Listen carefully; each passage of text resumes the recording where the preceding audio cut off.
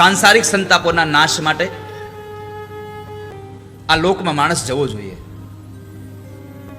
મણિદ્વીપની ચારેય બાજુ અનેક યોજનો સુધી ફેલાયેલો એક ઊંડો અમૃતનો સાગરનો સમુદ્ર વિદ્યમાન છે. અમૃતના સાગરની મધ્યમાં માતાજીનો આ દ્વીપ છે. એ સાગરની ચારેય બાજુ રત્નમય વૃક્ષો છે.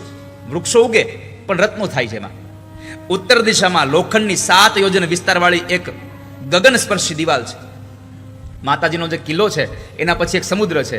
સમુદ્ર પછી અનેક એવા વૃક્ષોનું જંગલ છે અને એ જંગલ પછી 7 યોજન સુધી ઉપર જાય એટલી દિવાલ છે. લોખંડની દિવાલ છે.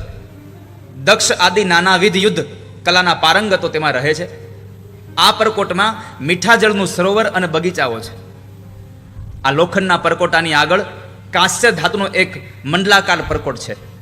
કાંસાનો એક પરકોટ છે. તેનાથી આગળ ત્રાંબાનો પરકોટ છે. 7 યોજન ઊંચાઈ છે. આ પરકોટમાં જે પુષ્પ આવે એ વૃક્ષને તેની સુગંધ 10 યોજન સુધી લઈ જાય છે. પુષ્પોની સુગંધ પણ 10 યોજન સુધી લઈ જાય. તેના પુષ્પ અને પત્તા સોના જેવા દેખાય, બીજ અને ફળ રત્ન જેવા દેખાય છે. તેનાથી આગળ સીસાનો પરકોટ છે. તેનાથી આગળ પિત્તલનો પરકોટ છે. તેનાથી આગળ 5 પ્રકારના મિશ્ર ધાતુવાળો પરકોટ છે. અને તેનાથી આગળ 7 યોજન લંબાઈનો રજતનો એક પરકોટ છે. અને તેમાં પારિજાતનું વન આવેલું છે. પારિજાત જે અત્યારે જે પારિજાત છે એ તો આપણું એમનેમ છે. બાકી એક પારિજાત હતું નીચે આવ્યું હતું પાછું સ્વર્ગમાં જતું રહ્યું છે.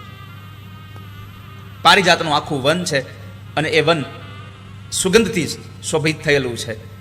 તેનાથી આગળ એક સુવર્ણસાલ નામનો કોડ છે. આ મણિદ્વીપના એક એક ખૂણામાં એક એક દેવતાની નગરી આવેલી છે.